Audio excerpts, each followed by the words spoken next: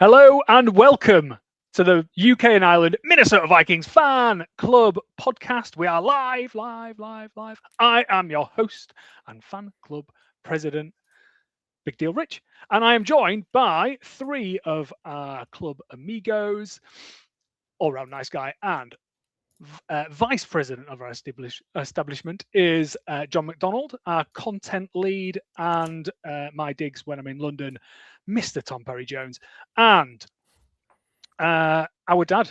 It's the 100th episode, mate. So I'm going to introduce you as our dad, Daz Hales. Say hello, gentlemen. Hello, gentlemen. Hello, gentlemen. Hello, gentlemen. Hello, gentlemen. Indeed. That's right. We're live. We are live. Apologies if anyone gets carried away and you hear any untoward language. I can't control these people. They do what they want to do. But I think we're going to have a nice episode tonight. We all nice and refreshed off of, did we all stay up for last night's game? Daz, you stay up for last night? No, I watched it back this refrained to play morning. a game. I watched the full match without ads. It was amazing. Okay. Amazing. That's not the way I describe it. TPJ, did you stay up last night and watch the game? I did, yeah. I stayed up and watched the entire thing in the background. Yeah. And What, you watched the crowd? Yeah. I was doing other stuff just to make the game pass quicker. But Yeah. I watched If you- football if you matches, but watch I the looked game, past you'll the know game and just look into the background and see what's going on. probably more interesting. John, did you watch the game last night? Yeah, a good sporting weekend all round. Good.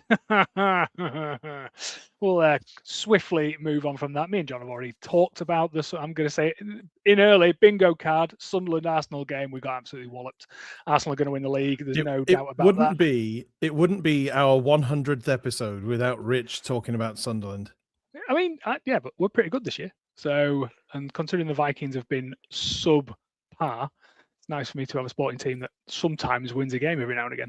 Anyway, we have got a 100th live episode. Thank you everyone for joining us to hear us waffle on. This is where you can tell the difference between when Daz actually edits the show and I have to look down all the time because I'm reading notes. So what have we got on today's show? Obviously, the Super Bowl was last night, so we're going to have a review of the game and associated content around the game.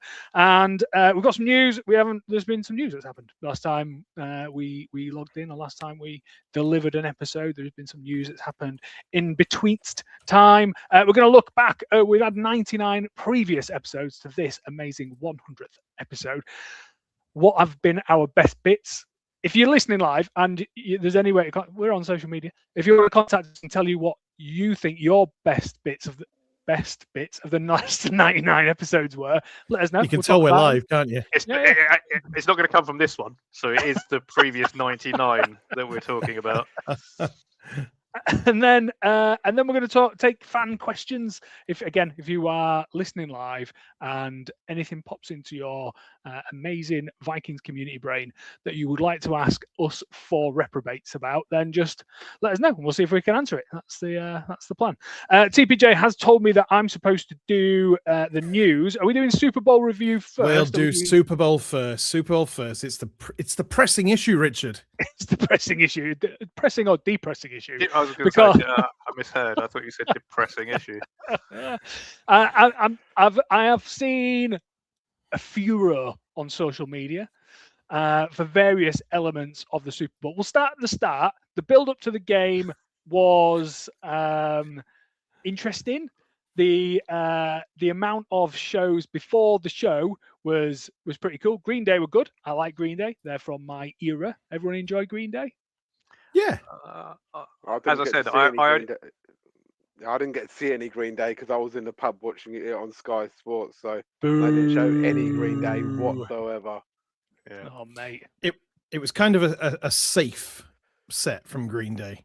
I think they dropped an F-bomb that got censored out in the broadcast, but they didn't really push any boats out. I enjoyed it though, hearing the songs that I've heard before, and also doing Good Riddance as the Super Bowl like big stars came out of that porter cabin on the sidelines. Yeah, pretty cool.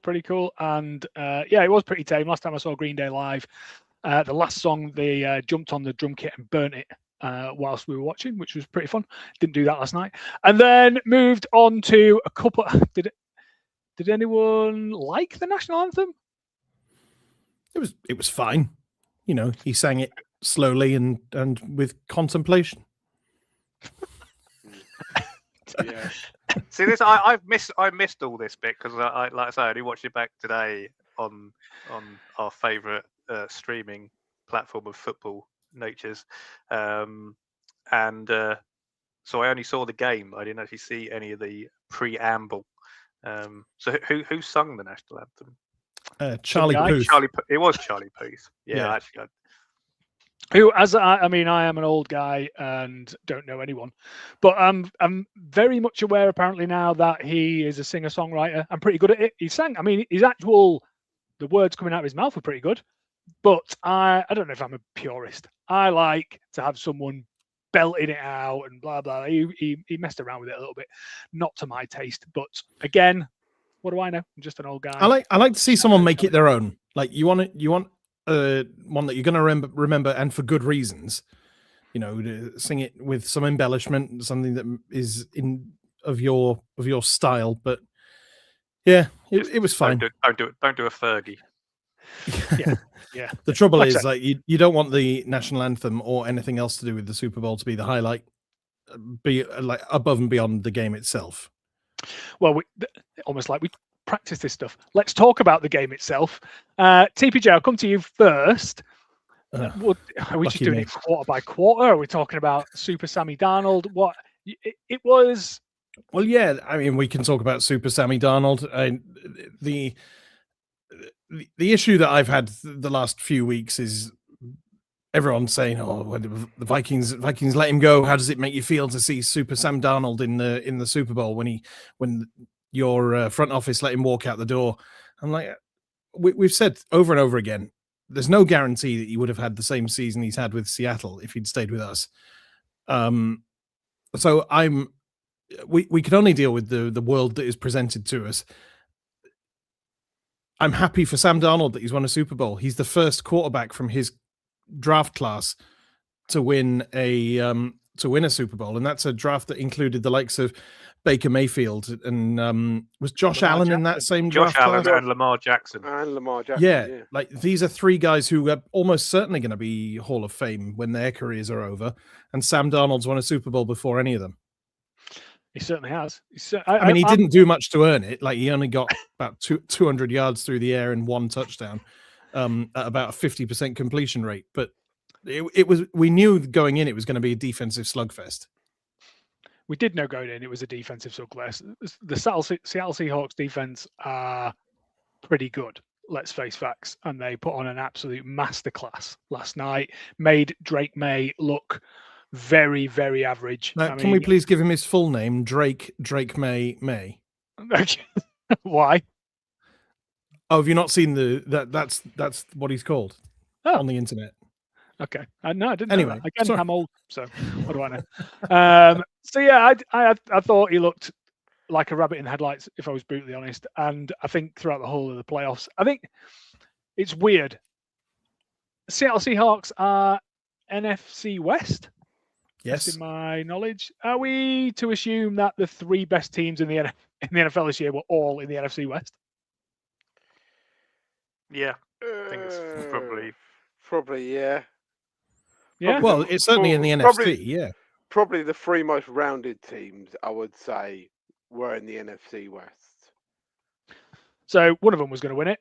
Not obviously not the Cardinals because they are absolutely toilet. But one of the other three, any three of those teams could have won the Super Bowl last night. I think really the final was the Rams versus the Seahawks. That was the one that we all tuned in for, and it was a good game. Last night's game, not so good. But I'm with you. Well, I'm half with you. I would say I am extremely happy that Sam Darnold has won himself a Super Bowl. I've got no qualms with that whatsoever. I was cheering him on last night. I actually think he's a really nice guy, and I enjoyed watching him whilst he was with the Vikings. When we talk about people saying to us, "Can you believe you let a 14-win quarterback walk out the door?" Again, if you go back to some of that rhetoric and the decisions that needed to be made at the time, I don't think you'll find many Vikings fans that were like, oh, yeah, but he's won 14 games. Let's throw 35 million quid at him and see if we can keep him. No one was saying that at the time. We had JJ McCarthy ready to go the next season. But we didn't know what the people who are accountable for knowing about JJ McCarthy the previous season. He wasn't ready. We knew he wasn't ready. Now we know he wasn't ready because we watched him for a season. We watched him not be ready for a whole season. So it's all right in hindsight saying, yeah, we should have kept Super Sammy Darnold on the books whilst JJ McCarthy got up to speed. But the people who are accountable for those decisions have been made accountable, i.e. Adolfo Menza has managed to walk out the door. So I think it's all starting to work itself out. My opinion is I think that I wasn't on the Kwesi bonus episode that you guys did, but I think that was the right decision to make. He is terrible at drafting. His free agency decisions have been exceedingly poor, and he had no backup plan for what was a dreadful quarterback room last season. You pay for those decisions with your jobs. And that is exactly what needed to have happened. I'm looking forward to building a better roster with better people in that position. But John, I'll come to you next because you watched in a pub. When you were watching it, was it fairly neutral surrounding? Was everyone a Seahawks fan? Did everyone sing the Super Sammy Darnold chant? It was a spread of fans, as you couldn't quite imagine. It was just a local sports bar down here, and probably a handful more Seahawks fans. But yeah.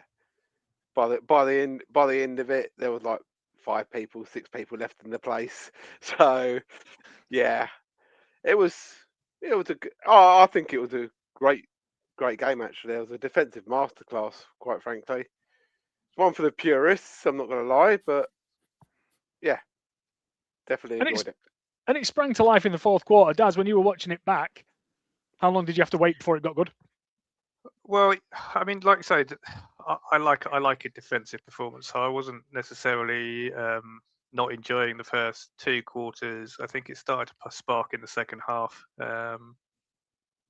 Offenses started to get going for Seahawks, and that's when it started to really stretch out. It was leading into that first half. Well, they went in 9-0 up, didn't they? At the half.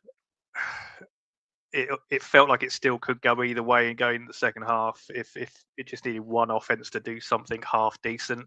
And that's, suddenly the run game really started to kick in with Kenneth Walker, which really did make the difference because it really softened up their secondary because they had to try and stop him. And even then, it didn't really happen.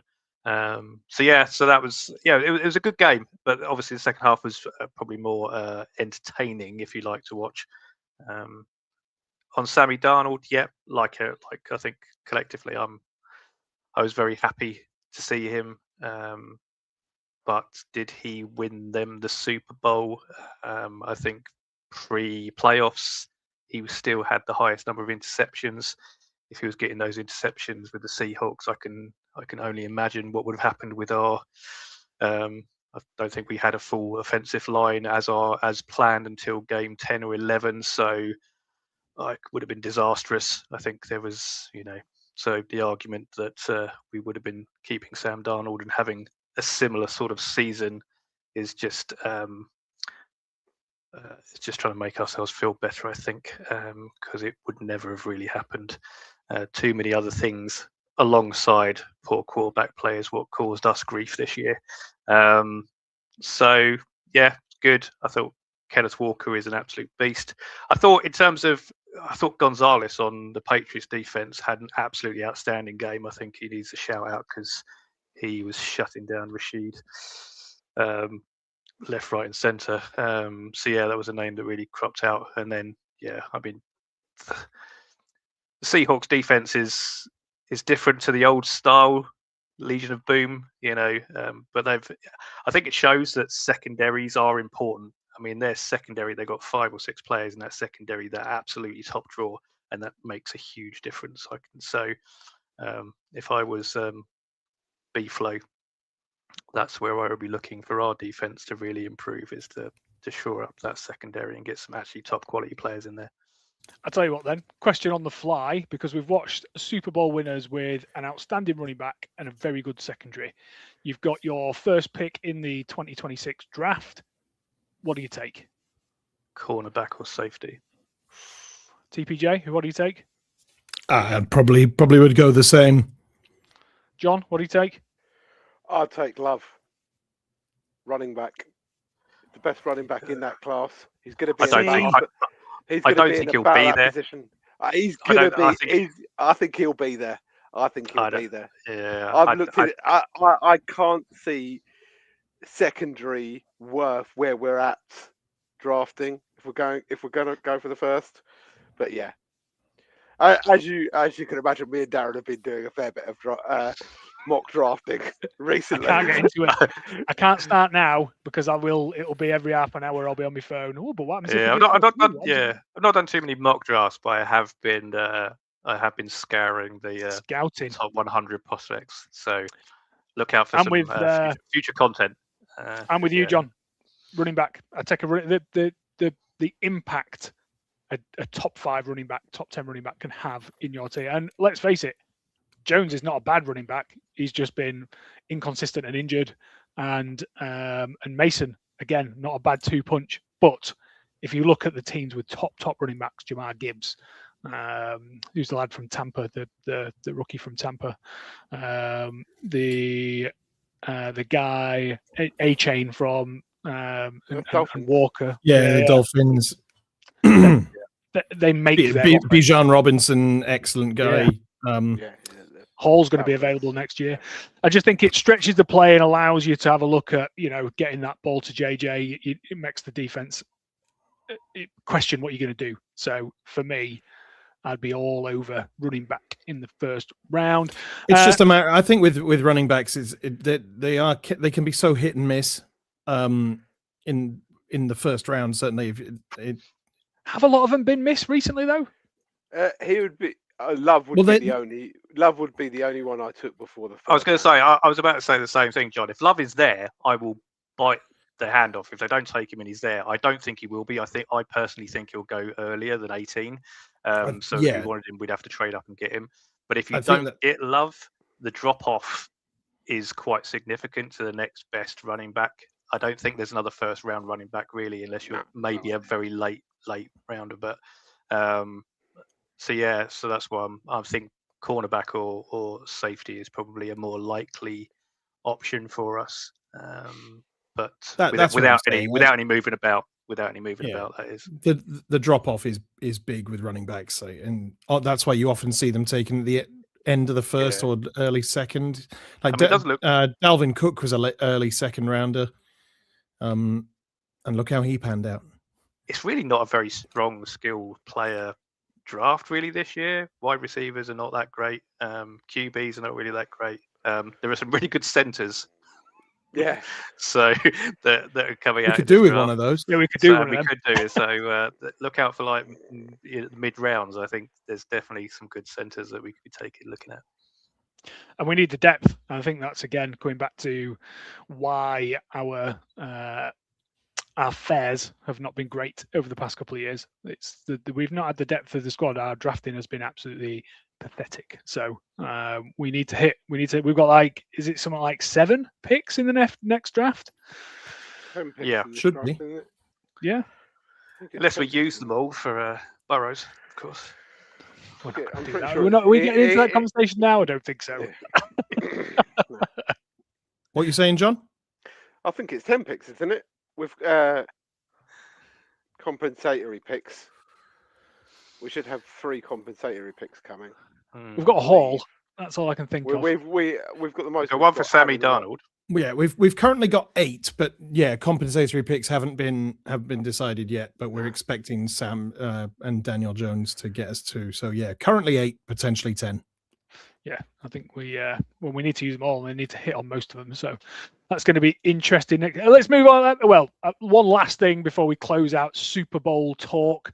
We've got to talk about it because everyone else is. Super Bowl halftime show. Did Daz? Did you catch up on this when you in your catching up? I watched the whole game and then I watched the halftime show after I'd watched the game. So I did watch it. I'm probably the boring one to come to. I have very little opinion on it. Is it my cup of tea? No. I didn't understand any of it until Lady Gaga sang, but that's just my lack of language skills. It was musically, it's something that I might have listened to about 20 years ago, but my knees just can't keep up with that beat. I quite enjoyed some of the. There's a lot of backsides on show. Let's be honest. So that was, depending on your opinions on that. I'm nodding. I mean, was there? I don't know. But strangely, I got weirdly a little bit emotional at the end of it. Is it because Ricky Martin didn't do Living La Vida Loca? I don't know, possibly, but I don't know. I just found myself at the end of it going, oh, I think it was all when he was doing all the flags and he was going through all the American countries. I think but yeah, obviously I haven't seen the alternative halftime show, so I can't comment which was better or which was worse. Kid Rock. Yeah, I've watched a snippet of that because it's all over social media at the end of the day. TPJ, I'll come and ask your opinion. The first thing I'm going to do is ask you how many countries are in North America? Are we including the Caribbean? Yes, that is in North America. Oh, it's like probably about 30. Ooh, close. 23 countries in North America, all classed massive. I think the majority classed as US citizens, including Puerto Rico. What did you think of the Puerto Rican halftime show? Look, I tune into the Super Bowl to watch a game of football. If the halftime show happens to be a musical act that I know some of the songs of, that's a bonus.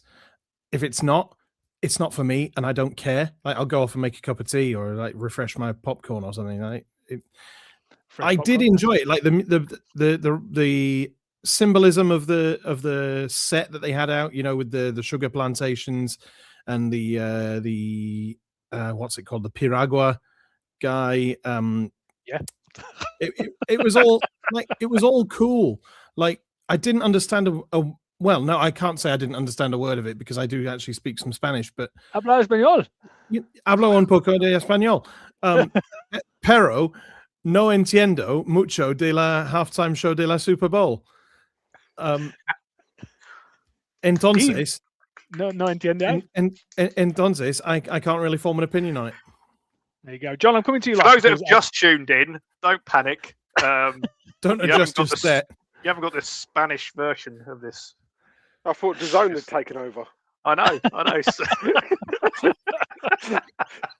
That's one game last year. We had like a quarter of it in Spanish. Yeah. You're giving away my top moments of the previous 99 shows. You have to just keep that till the end. John, I'm coming to you last because as far as I'm aware, through conversations we have as friends, you're probably the most musically adept out of all four of us. I'm probably doing Daz a bit of a disservice, but absolutely shocking. in terms of going absolutely to gigs, wild take. Well, just every time I speak to John, he's gone to a gig. So if we're talking musical halftime show, I'm gonna ask John for his expert opinion. Thank you very much, you two. Again, as the guys said, it wasn't my style personally, but I sat there and watched it. I enjoyed it. It was a good show. Nothing to really complain about. It's just it's one of those in the background. I'm not really bothered by it. I'm sitting there watching it, chatting to some friends. That's it really. Not really. But yeah, it was a good show. Well, whilst you three have all got splinters in your ass, I'm going to say that I thought it was pretty rubbish. Not because it was some guy not from America. Just thinly veiled racism from you there, Dawson. No. And I will tell you why. It's because I'm an old man and I like people that pick up guitars and have a drum set and they play songs. And that's what I like. I have not enjoyed the halftime show at the Super Bowl for probably 10 years. It has been act after act after act of music that I absolutely do not get along with. Can we just get one thing clear, right? I am older than you, okay? And I grew up. Okay. Yeah, I'm 48. Why you call him Dad? Which is why you call me Dad. It'd be weird if it was the other way around. So that means you grew up sort of through the 90s as well, where EDM, the bored of EDM with no drum kits, no guitars. So it's not because you're old. It's because that music is as old as you are anyway. It's because Yeah. you've chosen a style. And I'm not saying it's wrong. I just wanted to clear up that it's not because you're old, because electronic dance music and other forms of music that do not involve acoustic instruments or electric guitars has been around as long as you have. Maybe I've not reflected on it enough then. Maybe that's what it is. But what I would say is that, like I say, it's nothing to do with this year's Super Bowl and everything to do with the past 10 years worth of Super Bowls. Maybe Dr. Dre. Maybe, if you were going to push me, I would say that was an half decent listen. But the vast majority, I can't even remember who was on last. Because he was so current, I can't remember. I don't know who he was. I can't remember who he was last year. And my favorite halftime show has been people like Bruce Springsteen and that sort of ilk. So I was never going to enjoy it. It's not for me. Truth is, I'm of an age now where I don't even get to listen to the halftime show because I've been holding my bladder for that long. I need to get to the loo. Get to the loo, Grandad. Anyway, let's move on. Let's move on. We are a UK and Ireland Vikings show talking about a game that we were not in. So let's move on and talk about some news. Well, there was a few of us. The other thing is that there was a few other Vikings old people that we haven't mentioned, actually. Well, one thing I would like to say is that I'm happy that Garrett Bradbury was absolutely dreadful last night. He was awful. Couldn't block anything. Absolutely. So we have our first British coach that's won a Super Bowl. Absolutely. Adam Durd. Excellent. And he was the reason they won. Not just a British coach that won. He was the reason they won the Super Bowl. I don't know. He was defensive coordinator, but being defensive coordinator on a McDonald's team is not really saying much. Yeah, that's like holding the clipboard again as a backup quarterback. He's the Wes Phillips of the Seattle Seahawks. Yeah, absolutely. British show. Credit to him. All right, he's done really well. Wasn't I can't remember his first name. Fraser, one of the coaches. Yeah, Leslie Fraser was on their coaching team as well. Yeah, font of knowledge from John. This is what I like. I thought that Stephon Diggs was going to be pretty anonymous last night as well, and he very much was for most of the game. But then most of the New England, that was any of his fault. No, I was going to say most of the New England offense was pretty anonymous, but he had like one catch for 5 yards at one point. The only thing I remember about Stephon Diggs was the fight he got in last night. Yeah. That hit out of bounds. That hit was out of bounds, and he should have been ejected. The other player should have been ejected for that. Absolutely. And then he came back and punched him in the head for good measure, which I thought was, which I still never understand. I still never understand people punching when people are wearing helmets. Yeah. It just doesn't make any sense. But yeah, I'm in the same boat. Yeah, is that it? I mean, the only thing I can say is Stephon Diggs was probably trying to memorize his lawyer's number, the amount of charges that he's up against these days, which is why he might not have had the head in the game. I'm allowed to say that. You know what? I'm so glad no one listens to this, because it means that we're basically immune from any legal action. Any kind of I don't think I'm. That's facts. These are not. I got your back. I got your back, Diggs. I got your back, Diggs. Don't panic. These are not the thoughts of the UK and Ireland Minnesota Vikings fan club. No. Except being expressed by the president. Yeah. Anyway, Daz, next time I see you, I'll bring my Crayolas. We'll go over that with someone else. But anyway, are we finished talking about this game that we weren't in? Yeah. Like I say, probably there was a lot of previous players. We're all happy for Sam Darnold. It was a very average game. The rest of it was pretty average. Let's move on to the next season. In terms of news, I think we're doing news next, which is why I have to look down at my notes. CJ Ham. When I say CJ, you say Ham. CJ. Ham. CJ Ham.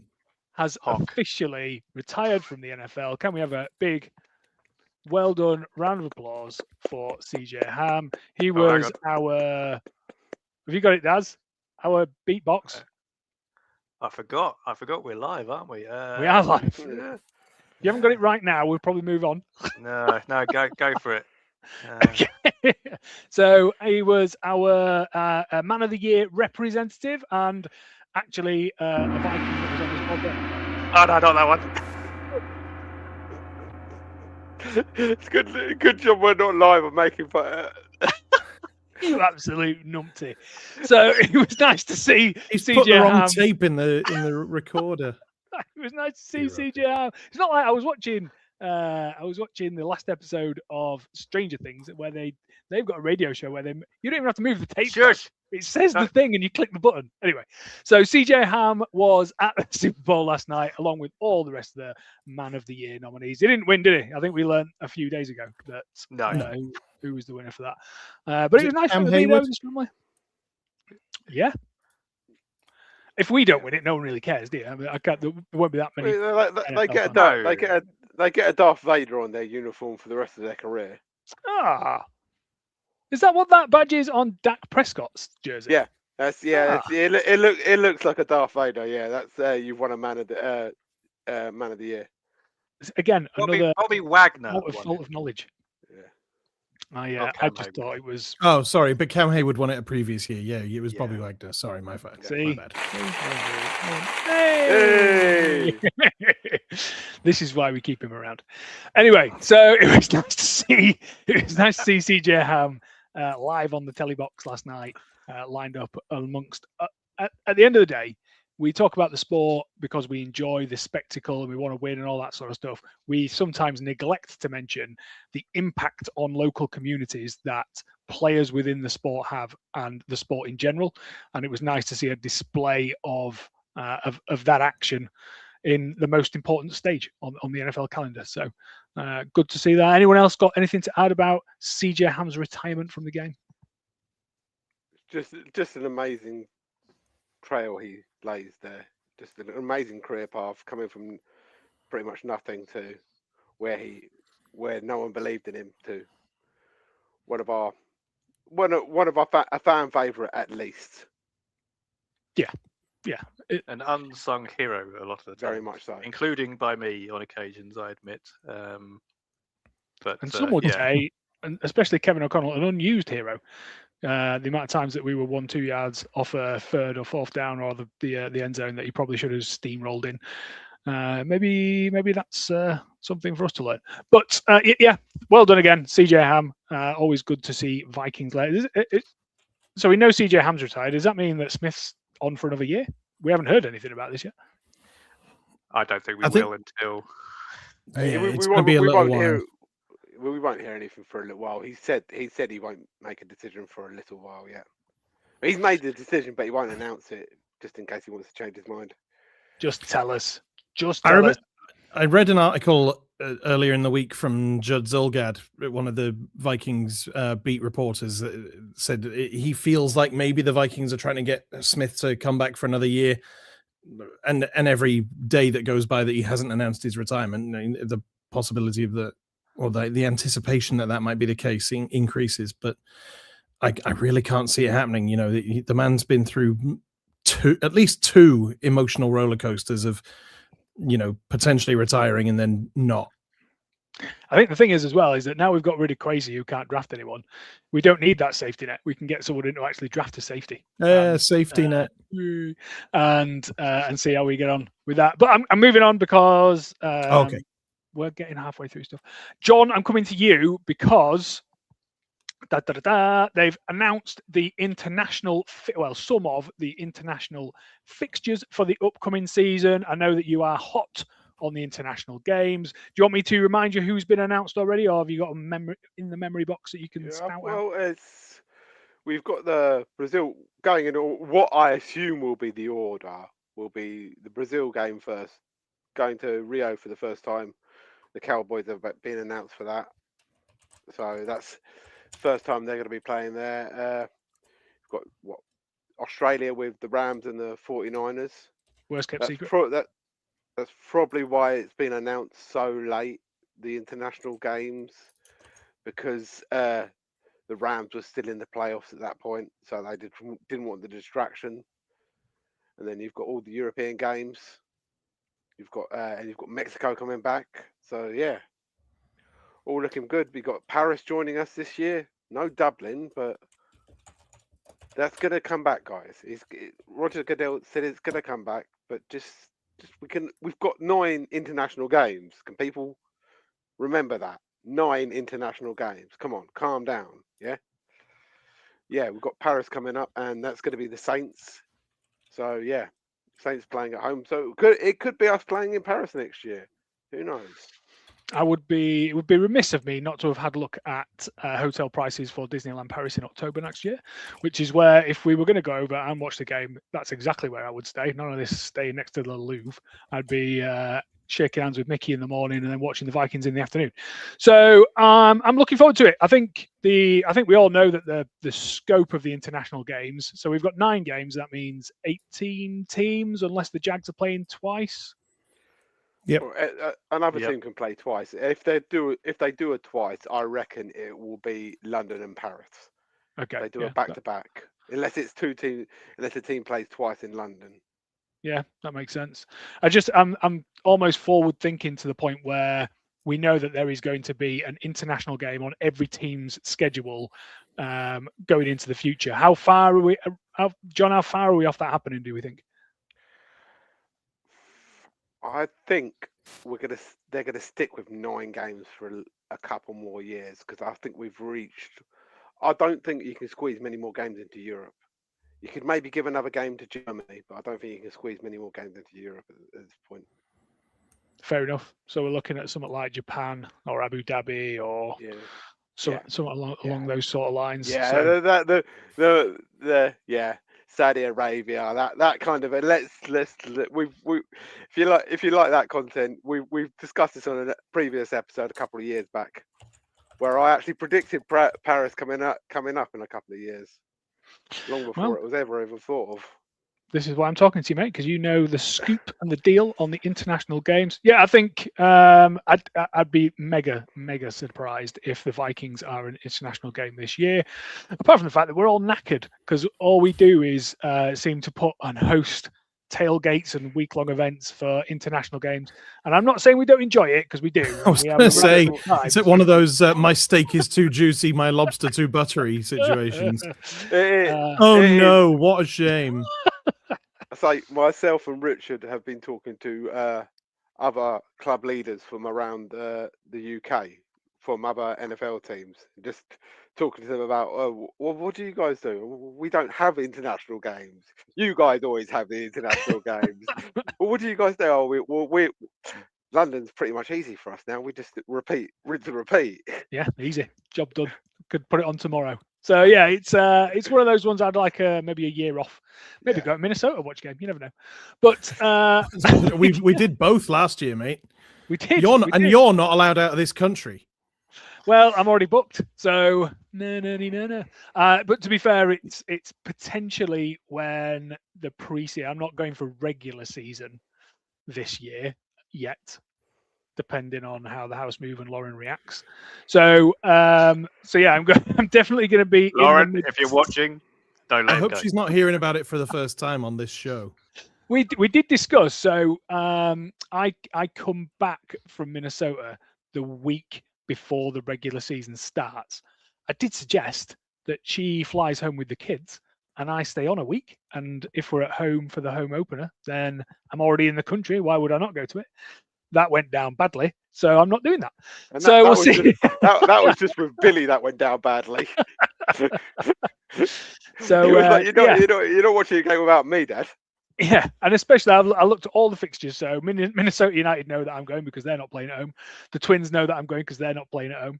The Gophers know that I'm going because they're not playing at home. We were running out of sports to potentially go and see whilst we're there. We're going to go see the St. Paul's Saints minor league baseball game, who I think are playing the Colorado Tornadoes. So if you've got a few grand lying around, put everything that you own on the Tornadoes whilst I'm out there, because every single game I go see in Minnesota, the Minnesotan team lose. I haven't seen the Wild yet. That'd collect my set, but yeah, I'm looking forward to going out to Minnesota next year because of the lack of international games. Let's move on. More news. Larry Fitzgerald elected to the Pro Football Hall of Fame. TPJ, I'm coming to you on that one. What are your thoughts? I think it was a natural choice. First ballot Hall of Famer. Everyone knows the stat. He's got more tackles than drops in his entire NFL career. He's one of the best wide receivers ever produced, and to have him be a Minnesota native. Randy Moss did the induction for him, like he surprised him at his house or whatever it was, to say, mate, you're going to be a first ballot Hall of Famer. Randy Moss was his hero. He's a lot of our heroes, but like he grew up watching him, grew up as a ball boy for the Vikings, Larry Fitzgerald. So he was learning directly from the likes of Randy Moss and Chris Carter. It's a natural choice. Yeah, I'm they pretty both used sure to go that- to his high school games, didn't they? Because Yeah, I'm his dad used to work on the team. I don't know if he was equipment manager or something like that. But Something I know like that, yeah. Yeah, Larry Fitzgerald's dad was Nepo a baby. member of the Yeah. I think Randy Moss even lent him his shiny BMW to drive to his high school prom. Oh yeah, Nice. See, that's such a good story. these are stuff that hits you right in the feels. Good stuff in life that happens. We like all that sort of stuff. And again, good knowledge from John, which is why we keep you around. Moving on, Vikings have hired an administrative consultant, Matt Thomas. Never heard of him. TPJ, do you know anything about him? Yeah, so he's the ex VP of football operations with the Seattle Seahawks. So he was there for 11 years. He, like Rob Brzezinski, who's taken sort of the interim GM role following the firing of Kwesi, they both sort of have a background in salary cap management. So they are more money side of things than they are necessarily talent. They're not going to be good for picking up, like getting an eye on the prospects that are going to be coming into the draft or even free agency. But if they can get us under the salary cap, which I think we're still monumentally over going into next season, then don't worry about it. It's fine. I was going to ask you Cap's guys. Cap's going up next year anyway. Every year, do not right now be looking at over the cap or whatever and seeing that negative number in the thing and having a panic. It It's happens just over every $30 year. million, by the way. There's so many things we can do that just completely wipes out in terms of contract restructures and other things that they can do. That's what Backhanded to the Rob Brzezinski is an absolute genius at that. That's why he's been around for so long. I think this other guy has been coming just to sort of do a bit more of that cap stuff because Rob's going to have to be doing a bit more overseeing of draft and other areas. Yeah. So I think it's just helps to. He's just taking Rob's role at the moment, keeping Rob's seat warm in the office whilst Rob does the GM role for a couple of months. But I think the fact that they've brought in another salary cap guy means that there is almost certainly going to be more involvement for KOC and Brian Flores in picking exactly who we target in the draft. Like they're going to be the one. Well, obviously there's the scouting department as well, but these are the guys who are going to be working with them day in, day out. They're going to have more input now going into the draft and this free agency. Without doubt. This is KOC's draft with B-Flow on defense. So this is their draft, and it's time for them to show what they can do in that sense. They've been given the keys to the kingdom to do it. It's not a draft I would pick to have. I would be trading around if I was guaranteed of the job next year. I'll be trading my first round for a pick, a first round next year. Are they guaranteed next year? That's the problem. I think KOC. That's it. That's it. If I was guaranteed, I would be in there next year. I'll be trading my first for next year's first. Yeah. Again, it's what do people need? Who can we trade? We've been notoriously bad at trading draft picks over the past few years. So it's. I think we not had John. You know this stat. Have we not had a second round draft pick since Kwesi took the job or something ridiculous? I think no, I don't think we have. No, I think he loves to trade away a second round. Not since his first season, yeah. So with the last 3 seasons, we haven't had a second rounder. His first draft, yeah, we might have had that. But Andrew Booth and Ed Ingram. Yeah. Yay. Amazing. Yeah, moving on. Last bit of news. Vikings confirm coaching additions. I could read out the list if you want me to. Shall I do it? Yes, please. I'll just get through them quickly because I think we need to get on to our favourite moments from the last We 100 do. episodes. We do. Yeah. That's what people have tuned in for. So we've reported these already, but these are just confirmed now. So Keith Carter has been promoted from assistant offensive line coach to actual offensive line coach. He's replacing Chris Cooper, whose contract ran out. Because Yeah, the previous one was crap. His contract just ran out. So we also have a new assistant head coach in Frank Smith. He's replacing Mike Pettin. He was a very important guy in terms of the run game in Miami the last few years. So he's coming in to sort of be a direct assistant to KOC, but also have an input in the run game on the offense. Then you've got Gerald Alexander is coming in as the Vikings defensive passing game coordinator and DB's coach. He's replacing Durante Jones, who held the same roles. He's gone to the Commanders as their defensive coordinator. And Ryan Nielsen is coming in as our defensive run game coordinator. There you go. There you go. All the stuff that we needed to know is done. We can move on to some fun stuff. So this is our 100th episode. If everyone was an hour, that means I spent a lot of time with you people. So it's been fun. I enjoy this. It's almost like a stress relief every week, coming on and talking to you guys about the Vikings, whether we've been good, bad, indifferent. I enjoy speaking to you guys. We have had a conversation around what have been our favorite moments out of the past 99 episodes. I'm going to go first because I've actually got two, and both of them sort of relate to last night's game. The first one was when I introduced the entire first half of the show in Spanish, when DAZN had just taken over the contract for the NFL, and they got the audio feed mixed up, and we had to listen to the first quarter of the Vikings game with Spanish commentary. So I decided to butcher the Spanish language by trying to introduce the show in Spanish that week. We got very little feedback, if I was honest, which for me means everyone really, really enjoyed it, and I nailed all of the Spanish pronunciation. But yeah, considering what the conversation on social media is about Spanish language, etc.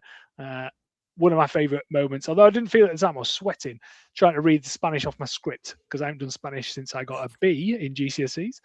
I enjoyed my Spanish intro to our show all those years ago. Can everyone? Do you remember that? Were you on that show? I remember it. Oh, I remember it word for word. Yep. No, I You're don't gonna actually. recite it? No. As has already been made clear, I didn't understand the halftime show, and your lessons prior to that had no bearing in helping me whatsoever. So There you go. read No, into I've that what you will. Yeah, it was a fun one. John, I'm coming to you next. Top moments from the previous 99 shows. For me, it's got to be the show with George on it, because that was just top draw the entire way. Hearing it about how he got into the sport and went out there to the Super Bowl and done stuff, and him playing and seeing his helmet ripped off and everything like that. Yeah, top man, and brilliant for giving us his time. Yeah, what a guy. And his career has gone from strength to strength. It shows you that coming on this show is not a bad idea for your career if you do fancy popping on in the future. I don't think we're all so dedicated to the show. We've all turned down contracts with DAZN and Sky Sports. Is that correct? Oh, were we supposed to turn those down? You're seeking one.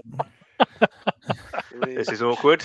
Okay. I mean, I was. You got something to tell us, Daz? I was talking to Dermot yesterday, but I'll let him know. I'm on Oh, yeah. 25. Let him know, mate. Let him know.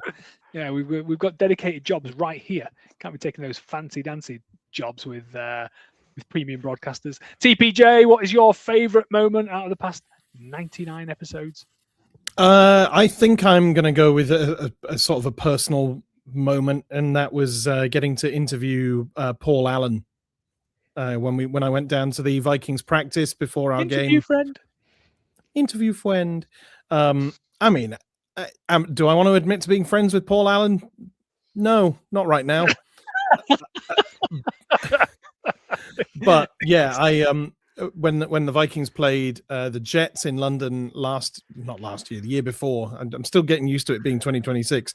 But yeah, Jess and I went down to the Vikings practice session near Watford and managed to grab Paul Allen for a cheeky little chat that we uploaded as a little special episode, just talking about how he got into commentary, how he has grown into the Vikings, like being the voice of the Vikings, all that sort of stuff, and what he thought about the season ahead. I mean, he's never been right about his feelings about us getting to a Super Bowl, but that's part of the course of the Vikings. I don't think that's anything to do with him being a charlatan or a curse on us. It's Positive just, Paul, the voice of the positive Paul. Vikings. You've got to be, you've got to back us really. You can't go into the season going, we're going to be rubbish. So, and when we have turned out to be, then he's going to be wrong. That's the problem. So yeah, I enjoyed listening to your tales of meeting Paul Allen, the voice of the Minnesota Vikings.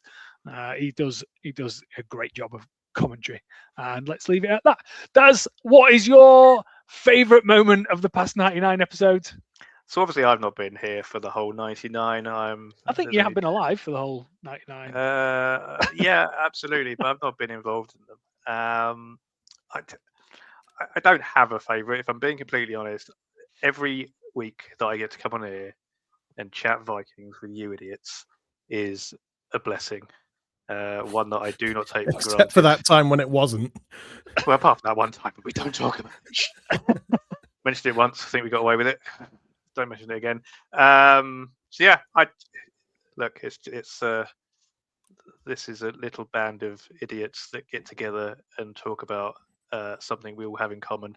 A few people listen to us, but it's just being able to come on here and chat Brown with you gentlemen, not the Browns, just Brown, and have some banter with you guys is always a pleasure. So they're all my favourite bits. Daz, you're setting me off. You're gonna be you having me tears on the 100th show. You can't be doing that sort of stuff.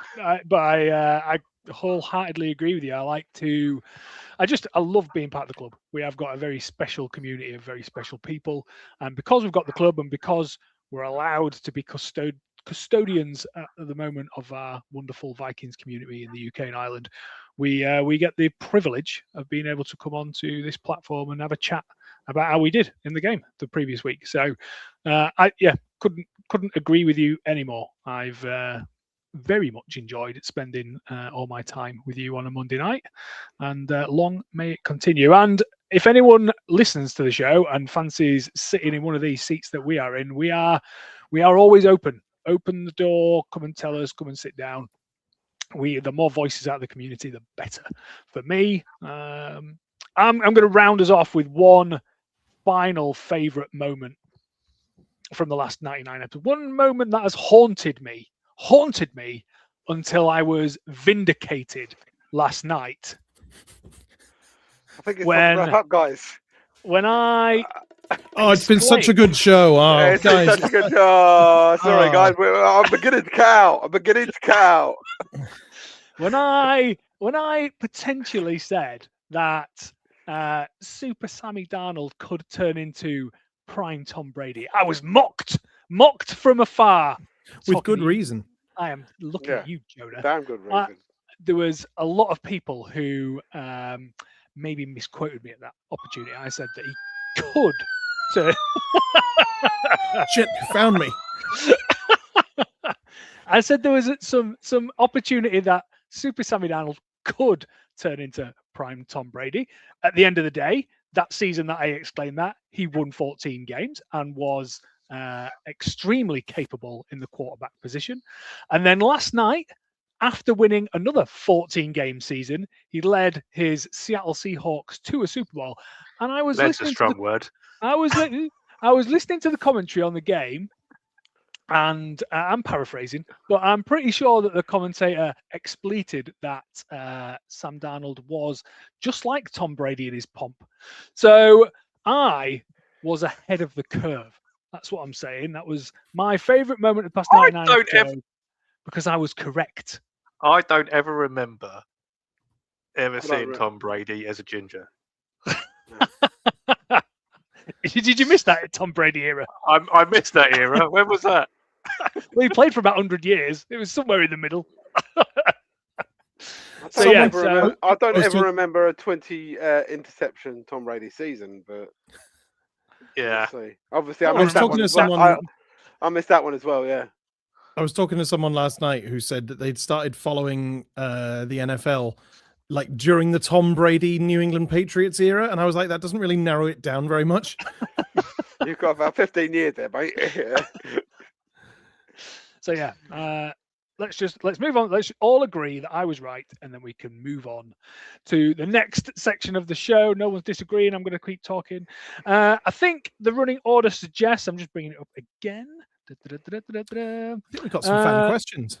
We have got some. Have we got any fan questions? One, have we got any fans? And two, have they asked us any questions? I mean, so the keener-eyed amongst you will have noticed that Reese is not with us on the show this evening. He's not with show us. producer, Mr. Reese Field, has been unable to join us, but he has joined us in the comments, and he wishes to know, Rich, what week have you booked to go to the US so that he can bet against the Vikings that day? Okay. I don't think you guys know my address. So telling you when I'm not going to be home, I don't think is. I don't think it's too. Well, you're moving soon anyway. Well, yeah, I am moving. Yeah. So, yeah, I will be going. I think it's on the 21st to the 27th. So I get to do one day of the Minnesota State Fair. Oh, of August. Fine. Oh, yeah, it's only so- preseason. Exactly, that's what I mean. No one. Yeah. So we might. We'll allow it. I've done a little bit of jiggery pokery thinking. So I think that we will have 3 preseason games this year as normal. Ed Sheeran is playing the week before I get there. So what I don't think they're going to do is have a home preseason game, tidy everything up, let Ed Sheeran play, and then tidy everything up again. I think what will happen is we'll have 2 away games and then 1 final home pre-season, which should be on the 22nd, which is the day after that we arrive. So I hope to get to. I want to take Billy to the bank. That's the motivation for going. He's 7, so he's not going to sit there and watch a 3.5-hour game of football where I'm super involved in it. But if it's pre-season and we can walk around the stadium and grab a hot dog and watch a bit of the game and all that sort Get of him stuff, some cheese curds. yeah, that's going to be the let him walk around the drum and see the Gallahorn. That'll be a bucket list item ticked off. That's the plan.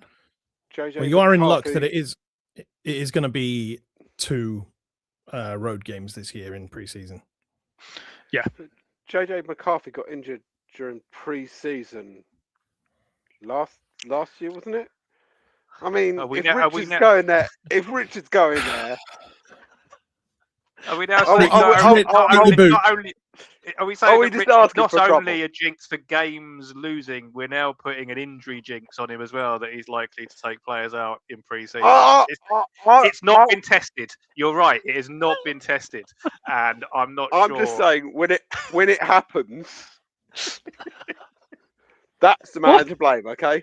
Why are you like this? I mean, I'm not the one who's like this. You're the one that's going to the US. to be fair, I think I went to the Falcons game last year, and I think that they did pinpoint that's when he hurt his hand at the Falcons game, and that's when he was out from that game. Or was it concussion? Did he get concussion in that? Anyway, it was my. That fault. was the high. It was the high ankle sprain, wasn't it? That Yeah. was Was the, That was the early it was. injury. this season. The ankle Yeah, yeah. sprain was the first one. Then he did his hand. So there you yeah. go. when he Just came by back. looking at him in the stadium, I managed to give him a high ankle sprain. So And you what I'll can't do even this time, blame me for not What? getting in the way of it because I was sat so far away from you that it was impossible to have. Yeah, any maybe it impact was on your fault. Maybe it was your fault, Tom. I've never seen the Vikings lose except when you've been there. This is every time I try and talk myself out of this, and Live. a worse That's stat, live. Just to be a clear. worse stat comes out and says, "No, actually, it's your fault." So I'm starting to believe it. So yeah, so Reese, if you want to bet against any other team that is playing in Minnesota the weekend of the 22nd of August to the 27th of August, that's when I'm going to be in Minnesota. Thank you very much for the question. Whilst you're stuck in traffic driving home from work. Well, I hope he's Did we- not in while driving. Well, yeah, hope he's Hope he's back safe and sound now. Did we get anything else? Did anyone else want to ask us any questions? Yeah, there was one other question. Basically, people want to know if JJ McCarthy isn't our starting quarterback next season, who could be? I know, Rich, you've already written a couple of hundred words for me for an article on the website coming soon about why it should be Kirk Cousins. Do you want to expand on that for us? What are you laughing at? This tittering in the background, I will not stand for it. I don't know what you're talking about. It's not just who I think should potentially be in the quarterback room next year. Kirk Cousins should be a Minnesota Vikings. It's an absolute no-brainer. If you're talking about he's going to retire a Viking. I think he will retire. I think if you're talking about the quarterback room this year and previous quarterback rooms, really, we've had a situation where our third string quarterback has been not just bad, absolutely dreadful. And no one wanted Max to be good as much as I wanted Max to be good last year, and he wasn't. He wasn't so far away from being anywhere about where Daz is. That far away from being anywhere near good already. So I think what we do need to do is go into this season with What's he doing? Much. He's probably trying to find another ridiculous soundbite on his. He's paying the dog tax.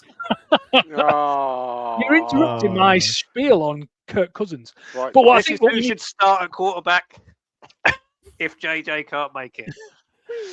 Dear, oh dear.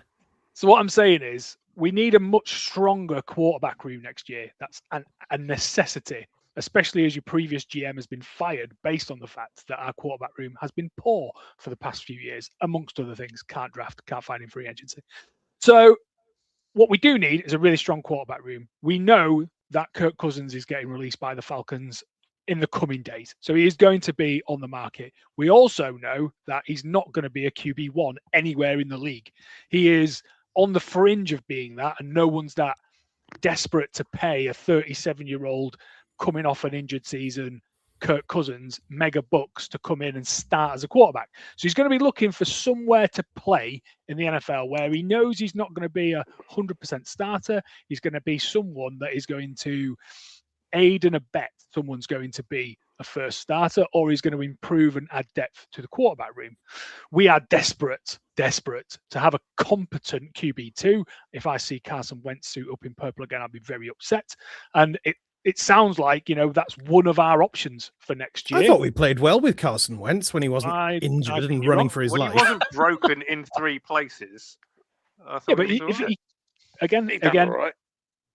but if you look at what we need and who knows how to run a Kevin O'Connell offense and who's not going to be crazy money because we're well over the cap and we need to sort all that out.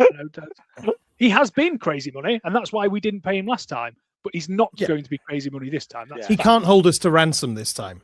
That's the thing. Like, we have other options. Like he's got a house 10 yards down the road. 10 years down the road.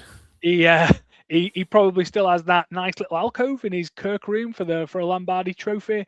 I just think that it's genuinely a no-brainer. Why would anyone suggest anyone who could be a even slightly better fit than Kirk Cousins? And I say that for 2 reasons. One, because everything I've just mentioned, and 2, we still have to understand whether JJ McCarthy can play football. He showed glimpses of it, that he could run and be an efficient NFL quarterback towards the back end of last season. He does some things that are terrible, but he did some things that were pretty good. He knows how to run the offense. He's had now 2 years in the building, so he should be another year progressed. So we've got some stock in JJ McCarthy. So he's going to be in the quarterback room next year. So we need someone who's either going to push him, or if he happens to go down injured again, someone who can just step in and run that offense. And Kirk Cousins is that person. I think it's an absolute no-brainer. Yeah, I think Tuesdays. He doesn't need to work Tuesdays. He knows the offense.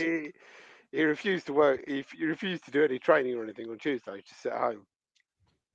Well, considering Kwesi lost his job on bit part of going on maternity leave or paternity leave during free agency. I think that the decisions on when you can and cannot be in the building might be slightly different if he comes back. Is that him just sort of taking a different Sabbath, like because he has to work Sundays? He's taking a different Sabbath in lieu. There's a lot of different things you can say.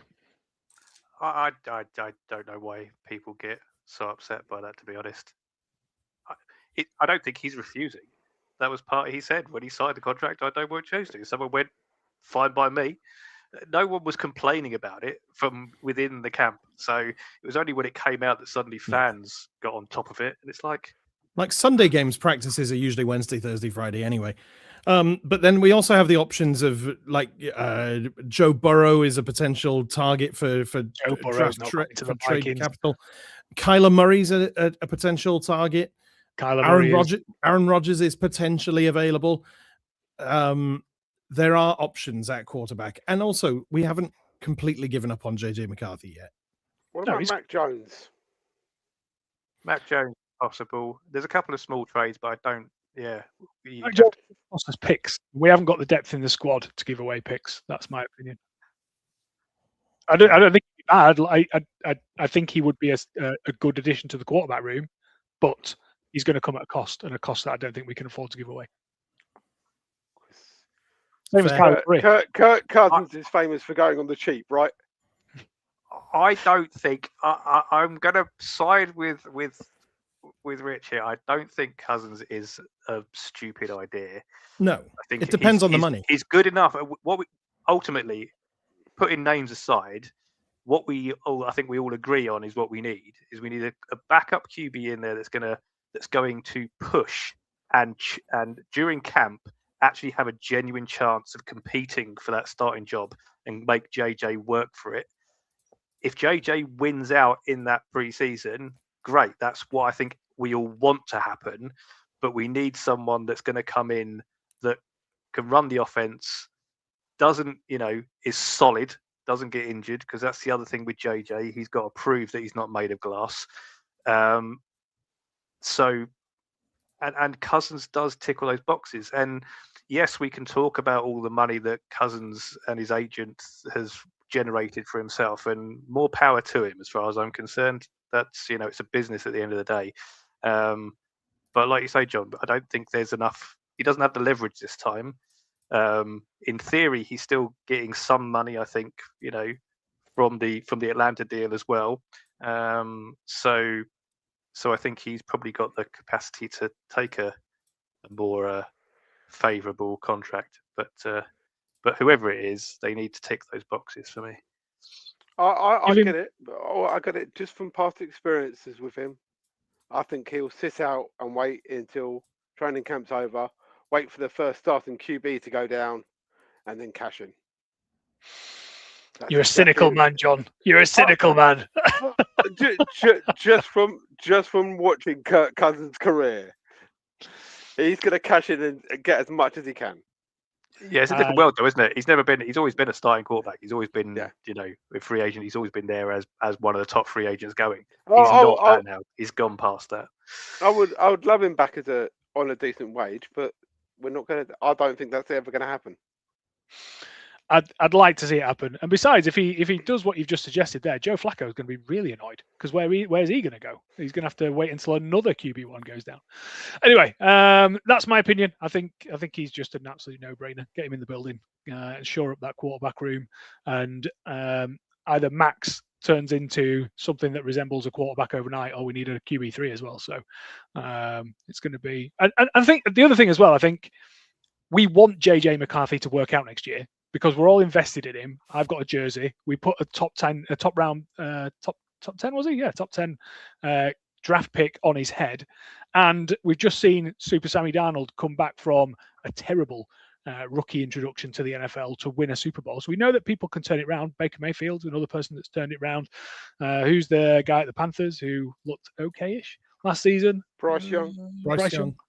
Yeah, so we know that, the longer QBs are in the league, the more opportunity and potential that they have to be able to develop into a proper quarterback. I mean, we're talking about Mac Jones, another example.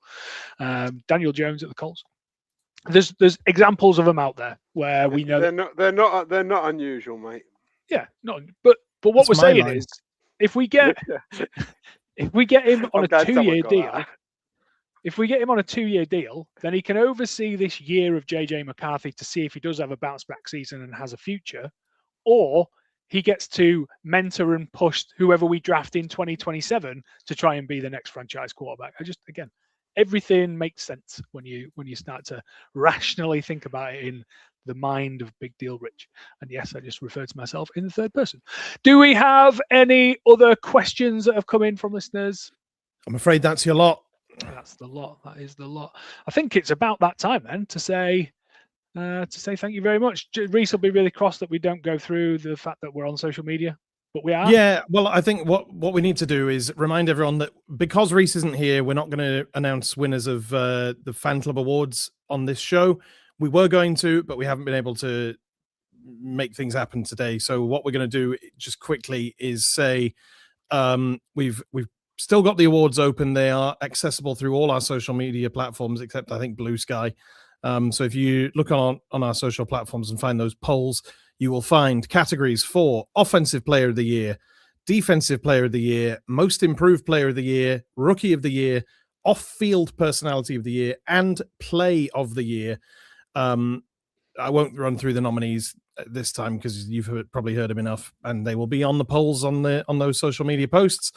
So yeah, you can find those on Facebook, Instagram, I think Threads as well, because that's linked to our Instagram. I think Reese might want us to say links in bio, given that he's just put it in 3 times into the comments and getting more and more aggressive with it. Is there a link in the bio? The links, if you let me get there, Where can I they'll find be a in link, our Tom? bio. Links in bio, but other big cat varieties are also available. Oh, you've nicked my big cat joke. I was going to say. I thought he was going to make a deodorant joke because that stinks. Anyway, yeah, find us on social media, vote in the polls. We will announce those pretty darn soon now that the season's over. Probably next show in a couple of weeks. Am I right, Rich? Yeah, something like that. We're going to revisit pint punts as well because I think John, you owe me a pint. I owe you a pint. There was.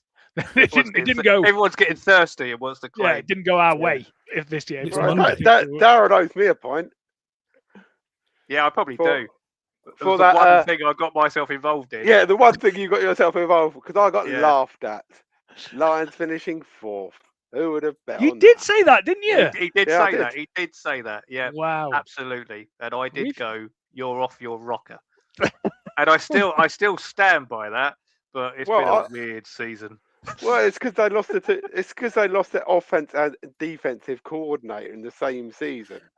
I guess we'll get into that when we go over the Yeah. pint punts. Yeah, Then, we won't will Yeah. get into that when we go into the pint punks. So join us again in the future for where we talk about other stuff relating to the Vikings. It's been amazing to do. Again, pat yourselves on the back, gentlemen. 100 episodes in the can. It's been, like I say, it's been an absolute pleasure having you. It's been a pleasure having people listen and comment and say nice things about us. The people that don't say nice things, I don't listen to you. So it's been great. You come on this show every time, and we say horrible things to you all the time. Are you and I telling forget us them that- immediately. And I just saunter off into the night with a smile on my face. Oh, weren't they nice this week? Yeah, it's been an absolute joy and an absolute pleasure. So thank you very much. I think there's one thing left to do, which is can you please say goodbye, gentlemen? Goodbye, gentlemen. Goodbye, gentlemen. Goodbye, gentlemen. Someone's got to record that. Have one of those on your snippets. That's goodbye, gentlemen. Yes, thank you very much for listening. Thank you very much for tuning in. We'll see you next time. Cheers. Ta-ra. Ta-ra! Ta-da!